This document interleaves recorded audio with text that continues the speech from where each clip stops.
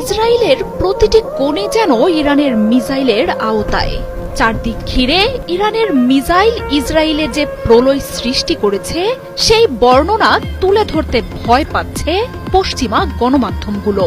এক রাতের ব্যবধানে তেল আবিব, জেরুজালেম, হাইফা, এইলাত সহ নেতানিয়াহুর দেশটি এখন কার্যতই ধ্বংসস্তূপে পরিণত হয়েছে।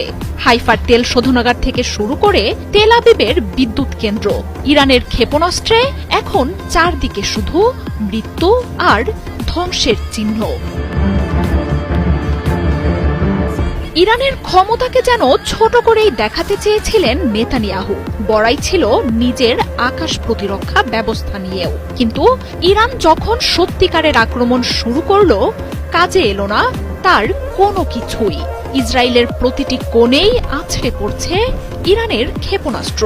রবিবার পেতাহ টিকভা শহরে মিসাইলের আঘাতে ভেঙে পড়েছে বহুতল অনেক ভবন। বেশ কয়েকজনের মরদেহ উদ্ধারের পাশাপাশি ধ্বংসস্তূপের নিচে নিখোঁজদের সন্ধানে চলছে তল্লাশি। ক্ষেপণাস্ত্র আঘাত হেনেছে দেশটির বিদ্যুৎ কেন্দ্রে। ইসরায়েলের মধ্যাঞ্চল এখন ঢেকে গেছে অন্ধকারে। বিদ্যুৎ ফেরাতে জরুরি সেবাকর্মীরা কাজ করছে বলে বার্তা দিয়েছে প্রশাসন।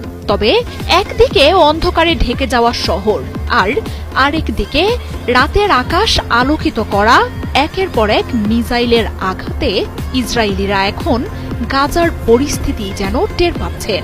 গণমাধ্যমগুলো বলছে, বাতিয়াম সহ তেল আবিবের আশেপাশের এলাকাগুলোতে এখন শুধুই বিস্ফোরকের গন্ধ। তেল আবিব জুড়ে শুধুই ভয় আর ধ্বংসস্তূপ।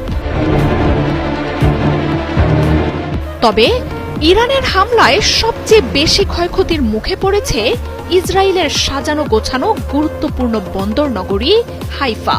শহরটির গুরুত্বপূর্ণ তেল শোধনাগারে অন্তত 2টি মিসাইল সরাসরি আঘাত করেছে। আগুন আর বিস্ফোরণের শব্দে কিছুক্ষণ পরপরই কেঁপে উঠছে শহরটি। ক্ষয়ক্ষতির মাত্রা এতটাই যে শহরটিতে গণমাধ্যম কর্মীদের প্রবেশে বিধিনিষেধ জারি করেছে নেতানিয়াহুর প্রশাসন। কিরাত ঘাট অঞ্চলে ভেঙে পড়া ভবনের নিচ থেকে উদ্ধার করে হাসপাতালে নেওয়া হচ্ছে হতাহতদের। দেশ জুড়ে ক্রমাগত হামলায় ইসরায়েলের স্বাস্থ্য ব্যবস্থা এখন ভেঙে পড়ার মুখে। সময়ের সাথে সাথেই হামলার তীব্রতা আরও বাড়াচ্ছে ইরান।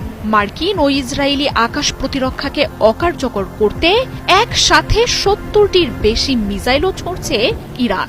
যুক্তরাষ্ট্র যদি ইসরায়েলকে রক্ষায়